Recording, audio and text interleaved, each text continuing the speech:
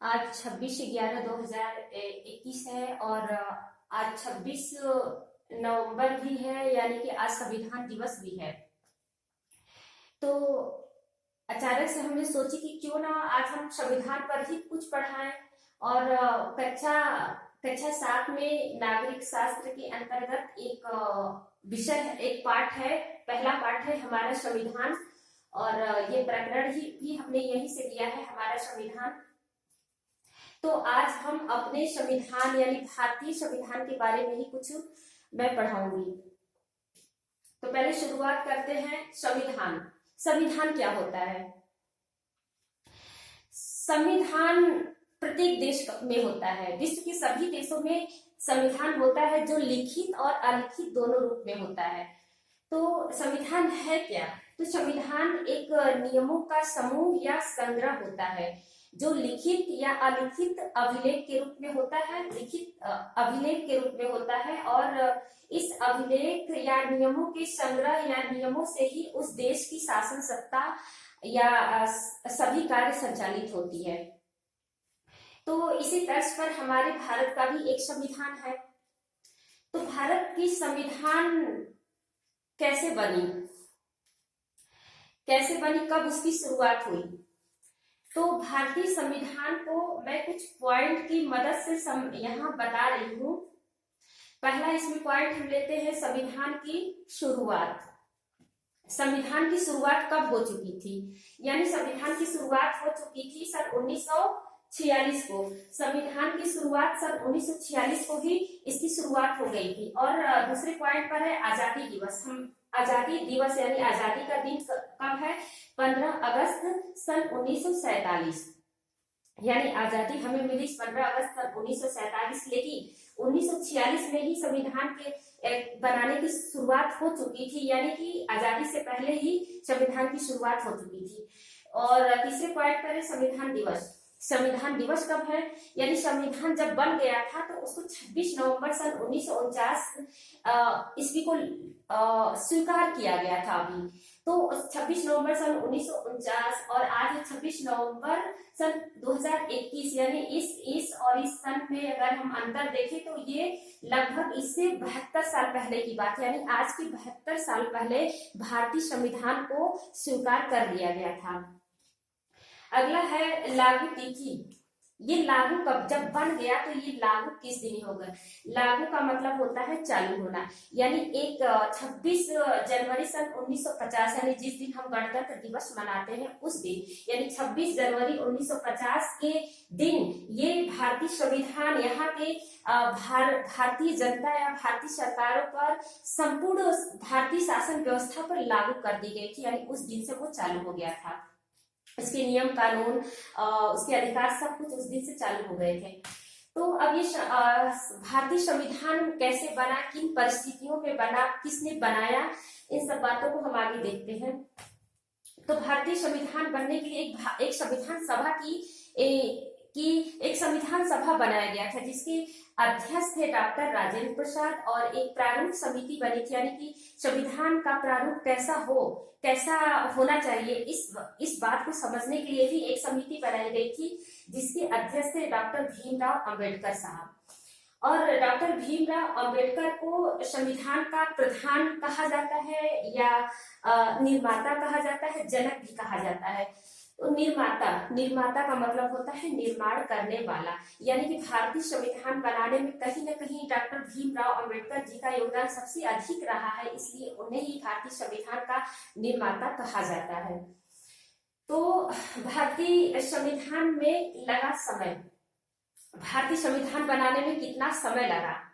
इसको बनाने में लगा था, यहाँ लिखा हुआ है कि 2 वर्ष 11 माह 18 दिन। यानी 2 वर्ष 11 माह 18 दिन लगभग हो गया, 3 वर्ष के लगभग समय हो गया।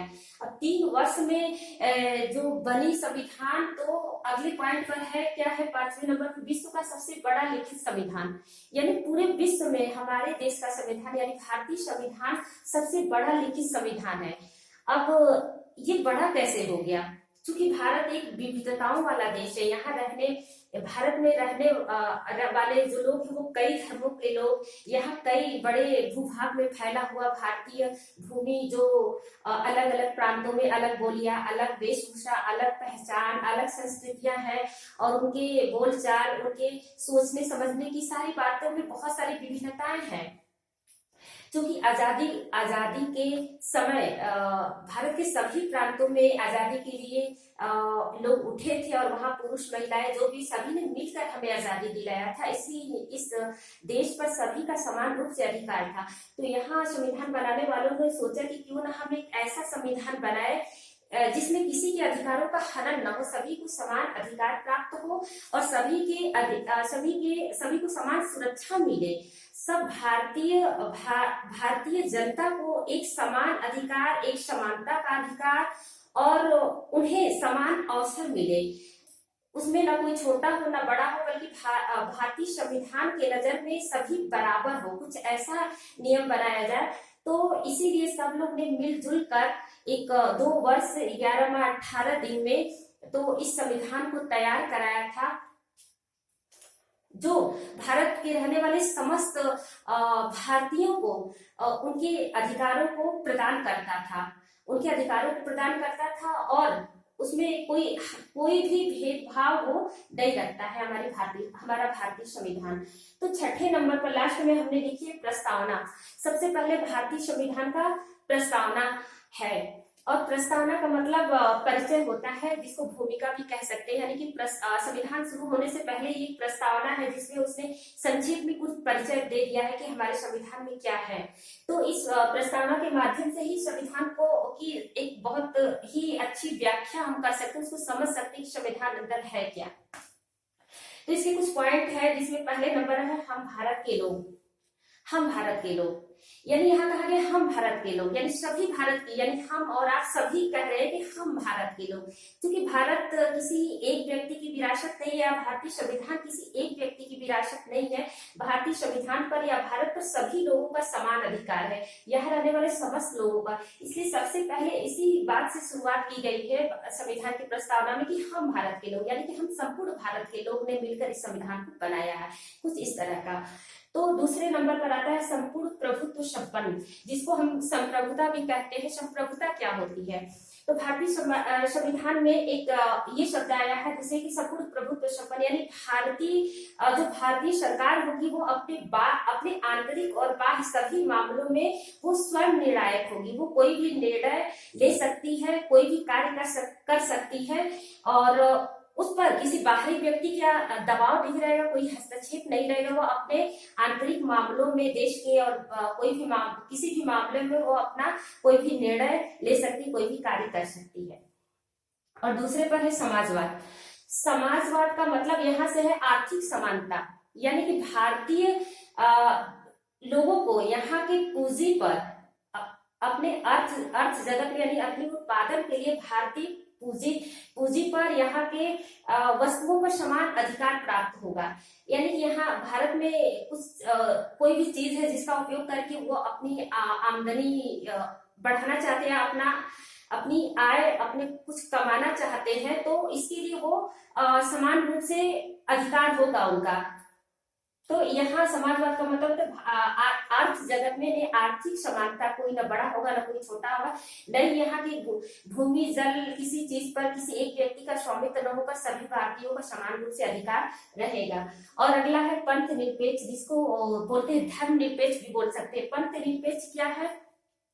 तो पंथ निरपेक्ष से यहाँ अभिप्राय है कि भारतीय संविधान सभी धर्मों को समान अवसर प्रदान करता है। यानी कि भारतीय संविधान में किसी भी धर्म को राज्य धर्म का दर्जा नहीं प्राप्त है, बल्कि सभी धर्म को समान महत्व देते हैं, यानी बराबरी के स्तर पर देखता है कि सभी धर्म उसके लिए एक समान है, इसके नजर में, भारतीय संविधान के नजर में। और अगला पॉइंट है लोकतंत्रात्मक, यानी भारतीय शासन व्यवस्था, यानी भारतीय शासन व्यवस्था कैसी है? लोकतंत्रात्मक, यानी लोक माने जनता का तंत्र, यानी जनता का शासन। जनता कौन है? हम है और आप है, सभी भारत में रहने वाले नागरिक यहाँ की जनता है।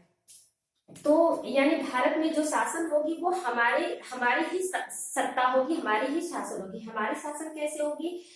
तो हमारी शासन ऐसे होगी कि यहाँ के जो भी प्रधानमंत्री है, कोई भी बड़ा पद है, जो भारत देश को चलाता है, उसको हम चुनते हैं। यानी अपने मत, अपना वोट देकर हम उन्हें चुनते हैं, तब वो जाकर देश का शासन व्यवस्था चलाते हैं, या देश का एक तरह से कहे कि मालिक हम उन्हें हम बनाते हैं। तो अगर वो व्यक्ति अच्छा कार्य नहीं करता है, या वो देश के हित में कार्य या नहीं कर रहा है, या लगे कि नहीं हमने सही आदमी को नहीं चुना है, तो हम अगले अगले कुछ एक निश्चित समय के लिए हम उनको चुनते हैं। तो उस समय पूरा होने के बाद समस्त जनता यानी हम और आप चाहें तो उस व्यक्ति को बदल के किसी और को उस जगह पर बैठा सकते हैं। तो इसका मतलब हुआ कि यहाँ की जो शासन सत्ता है उस पर हमारा ही हक है, यानी हम ही चाहेंगे जो वो होगा। तो इस तरह से लोकतंत्रात्मक व्यवस्था। और लास्ट है गणराज्य। गणराज्य क्या होता है? तो गणराज्य का मतलब है कि भारत का राष्ट्राध्यक्ष वंशानुगत न होकर निर्वाचित होगा। तो राष्ट्राध्यक्ष कौन है? यानी कि भारतीय संविधान के अनुसार भारत का राष्ट्राध्यक्ष यहाँ का राष्ट्रपति होता है। तो जो राष्ट्रपति होता है वो वंशानुगत न होकर